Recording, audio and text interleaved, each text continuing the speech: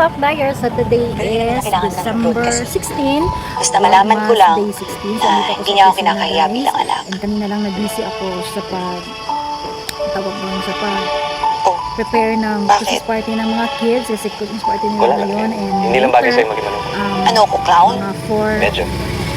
Nanonood kasi ako ng pelikula sa Netflix.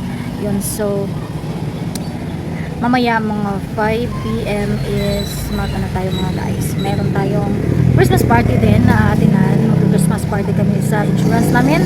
Is the Stronghold Insurance.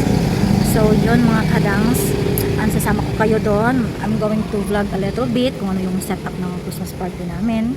Medyo malayo-layo yon sa city, pero yeah, kasi doon kasi nakapag-book yung management.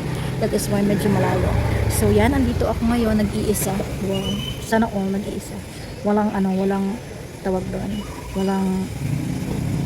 Kasi tawag na walang disturbo. So yan, lang ako guys, nag-aantay lang ako ng client, and then mamaya is pag-uwi na ako agad kasi mag-prepare tayo for the Christmas party. So yeah, this will be my intro sa aking Vlogmas, and see you later. And then i-vlog ko din konti yung aking preparation sa Christmas party natin.